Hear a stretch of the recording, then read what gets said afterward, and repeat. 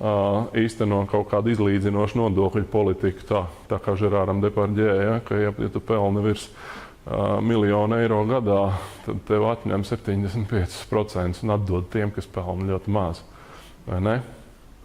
Tas ir jautājums par sociālu demokrātiju. Ja? No turienes arī nāk vārds sociāla demokrātija, ka tā nav vienkārši politiska demokrātija, bet tā ir sociāla, proti tā ir vērsta uz, zinām, cilvēku sociālo vienlīdzību.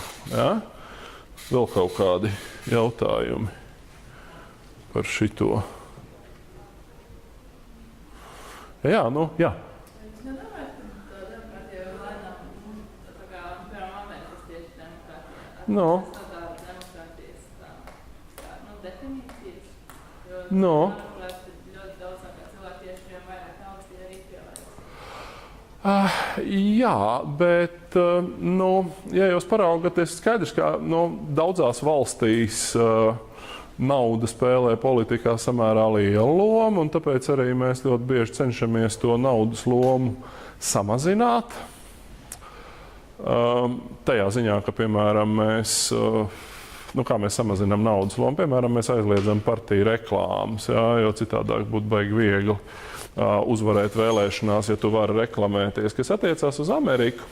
Tad par Ameriku ļoti bieži domā kā par tādu drausmīgu naudas citadeli, kas tur tā arī ir. Vai ne, viņi tiešām tāda arī ir, ka tur daudz lielākā mērā nekā Eiropā.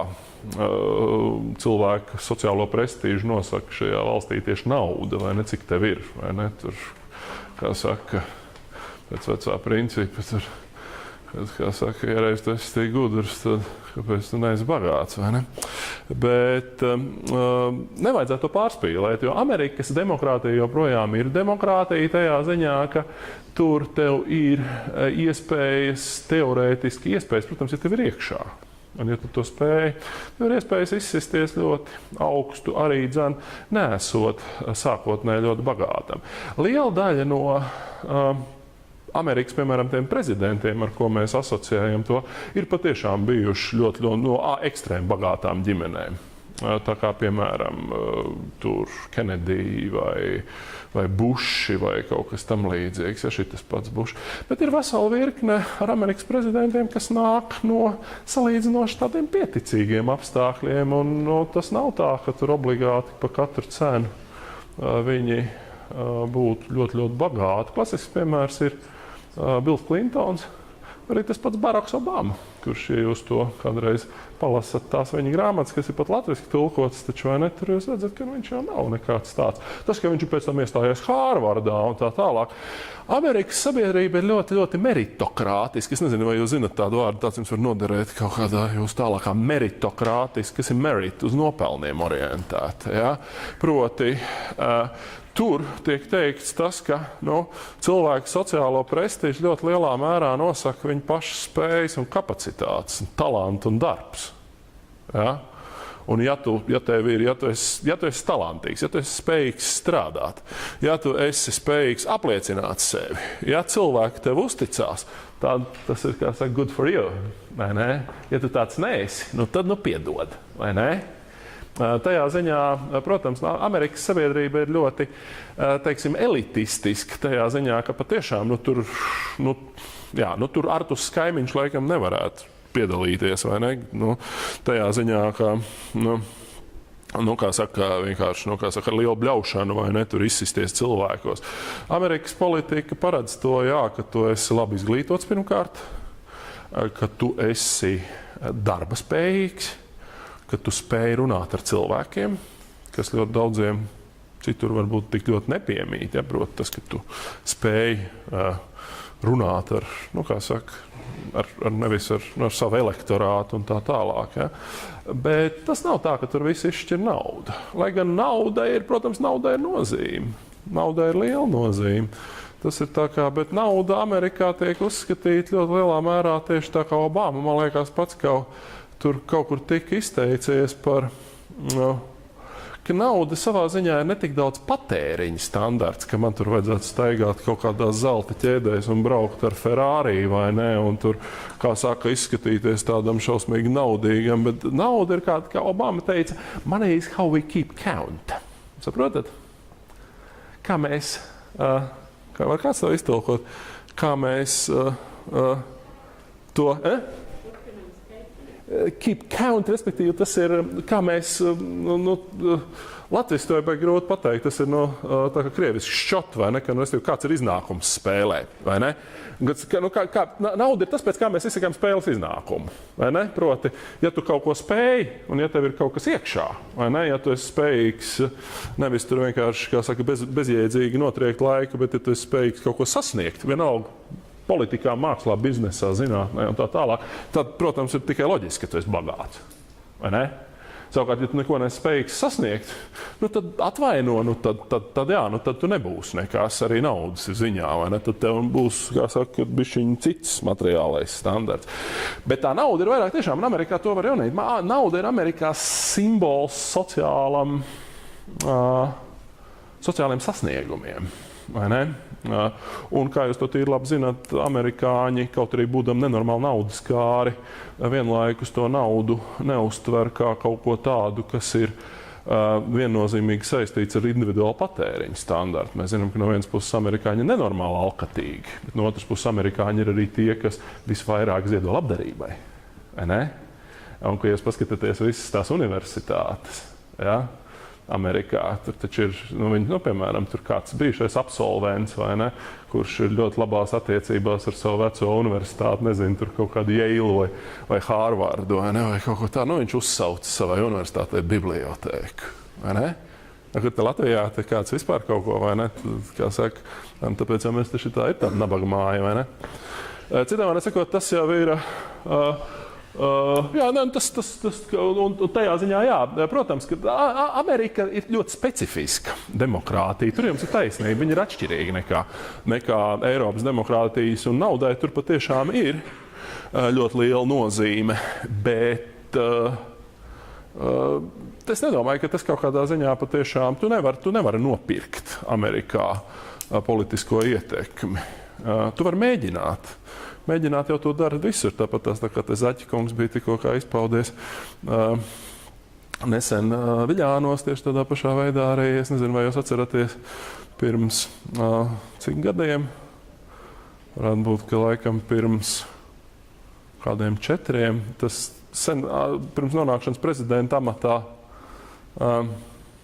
Baraks Obama bija bijis senators no Illinois, un šo senatoru amatu, kur tad Obama bija pametis arī viņa, kā saka, attiecīgi laikam, kas tas tur bija, Illinois gubernators vai kaut kas tāds bija mēģinājis kaut kam pārdot, vai ne, tā smuki zem rokas, vai ne. Šitādas lietas notiek visur, ja, bet tā politiskā vienlīdzība tomēr ir, tu nevari sasniegt nekādus politiskus augstumus, ja tu nespēji uzvarēt vēlēšanās. Ne? Tajā ziņā tas ir. Vēl kaut kas par šito, par politisko vienlīdzību tieši.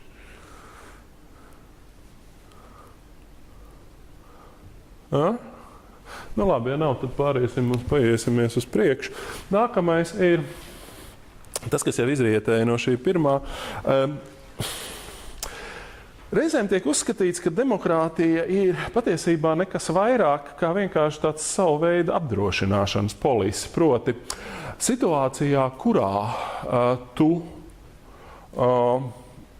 kurā sabiedrībā baidās no kādas despotiskas vai nežēlīgas varas. Ja? Šādās situācijās demokrātija ir vienkārši līdzeklis, kā tikt vaļā no šiem despotiskajiem valdniekiem. Ja? Šajā ziņā demokrātija ir efektīvs līdzeklis, lai novērstu nežēlīgu un amorālu diktatoru nākšanu pie varas.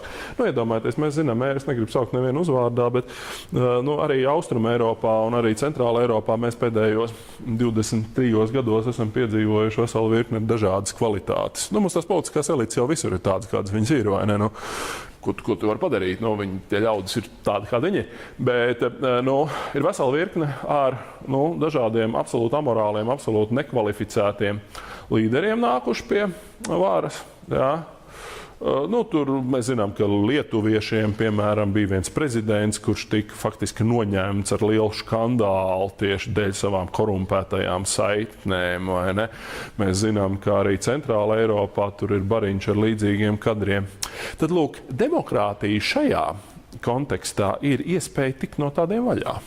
vienkārši tikt no viņiem vaļā, nolikt viņus pie vietas. Restīvi, demokrātija ir šajā skatījumā netik daudz. Tas pievilcīgais ir tas, ka tu vari ievēlēt sev sapņu kandidātu, bet demokrātija ir process, kura rezultātā tu vari tikt vaļā no tiem, kas noteikti nav tavi sapņu kandidāti. Ja? Un tieši tādēļ demokrātija paredz šo nomaināmību. Ja? Protams, mēs varam ievēlēt visādus vai ne, ļaudis, bet demokrātijas ietvaros mēs no šiem ļaudīm varam tikt vaļā. Un tā ir liela priekšrocība. Jūs paskatāties, kur ir vesela virkne valstu, tālās un nemaz netik tālās ārzemēs. Pie mums, kur viena no patiesībā ļoti lielām problēmām ir tas, ka nav iespējams tikt vaļā no līderiem. Un šī, kā saka, līderība ir gluži vienkārši valsts kopējo stabilitāti apdraudošs faktors.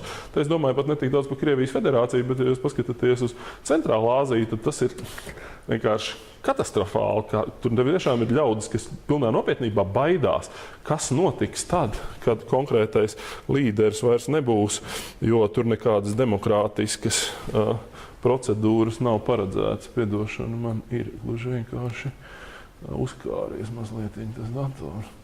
Tad, lūk, augsts varas kontrolas līmenis. Ja?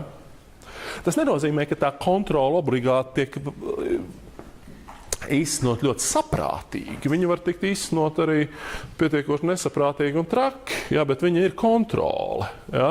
Kur nedemokrātiskos režīmos šāda kontrola nepastāv. Tad, lūk,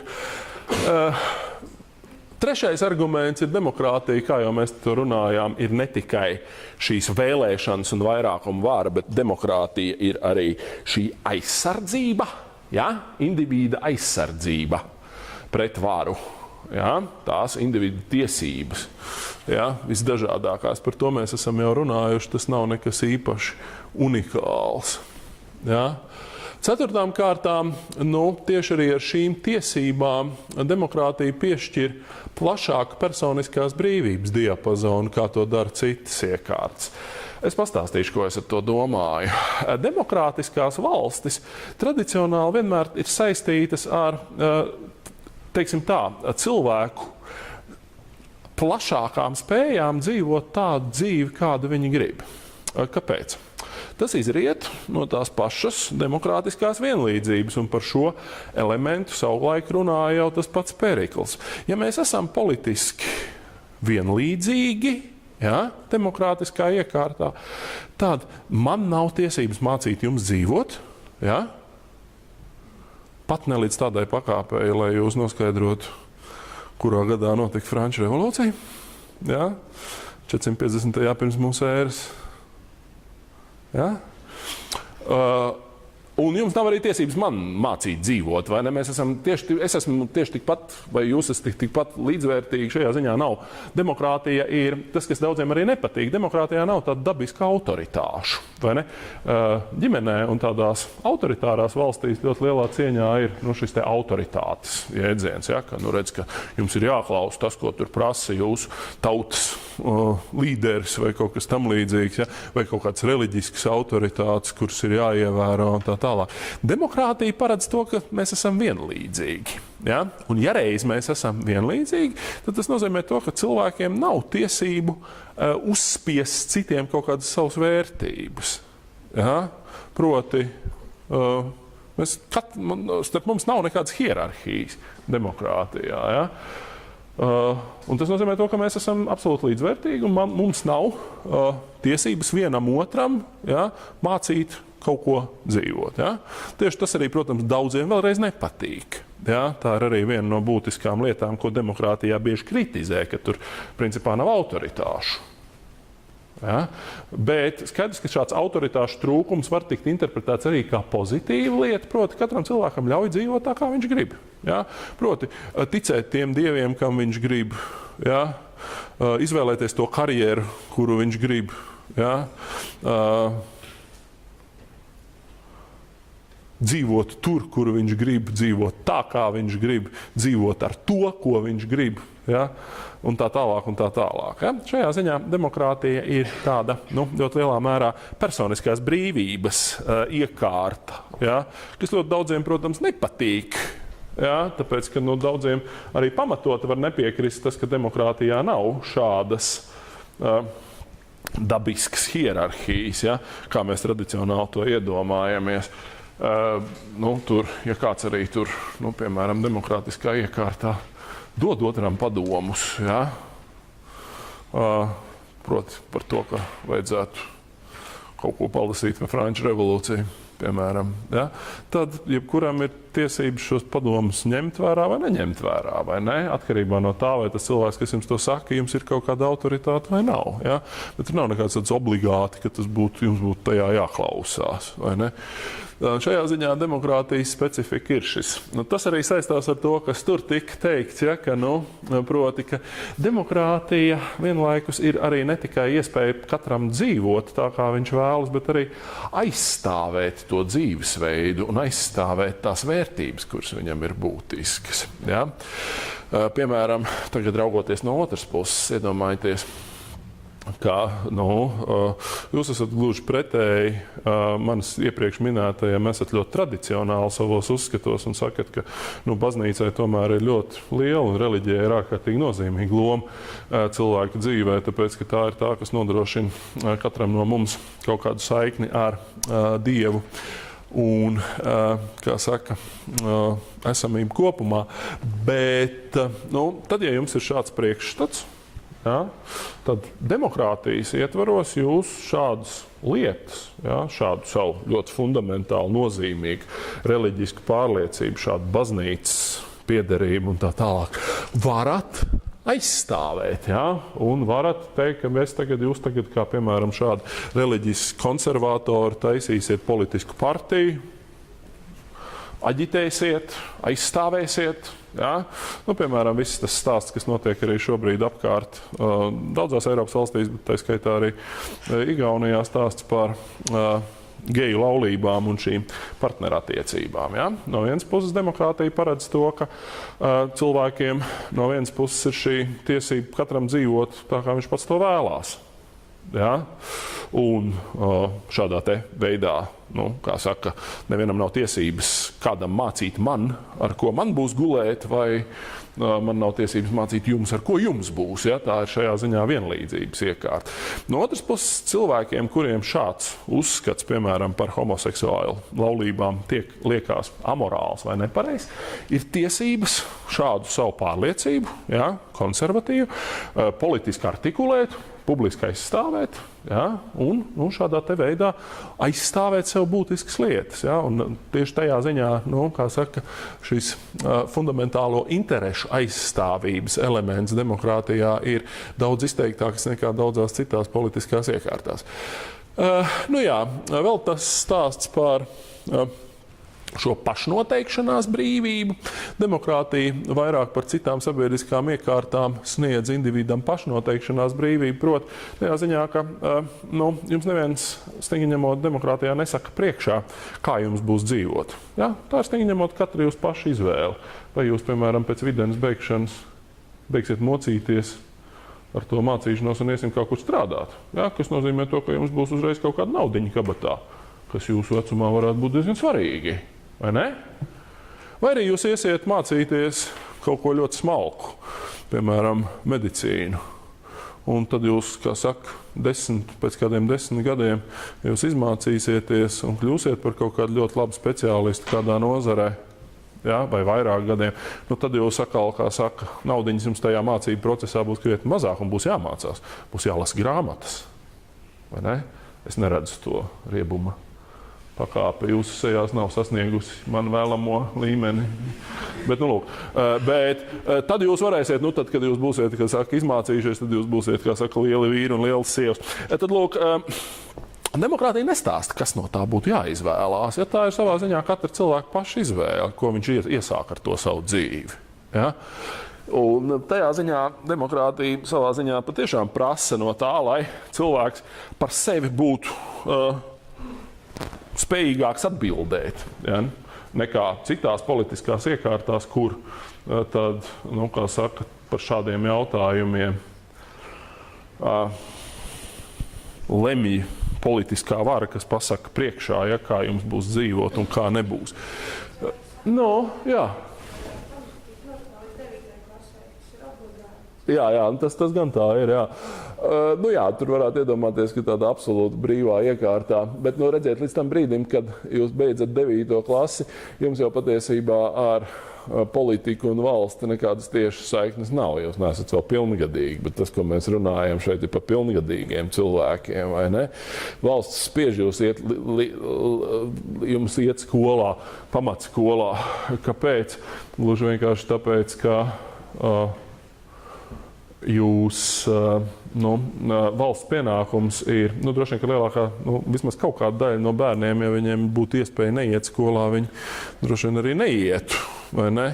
Bet tā ir viena no lietām, ko mēs sakam, ka tas ir valsts pienākums nodrošināt kaut kādu zināmu iespēju vienlīdzību starta pozīcijās, vai ne?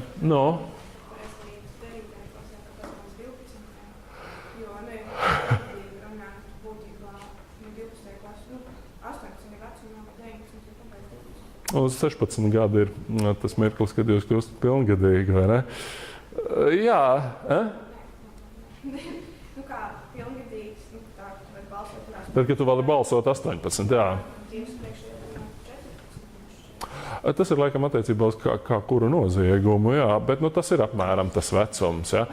Tas ir tas vecums, kad mēs sakām, ka tas cilvēks pats par sevi ir spējīgs atbildēt, un valsts kaut kādā ziņā pārņem to iniciatīvu no vecākiem un saka, ka pat tad, ja vecāki, un vecāki, kā mēs zinām, Latvijā ir izcili labi, vai ne?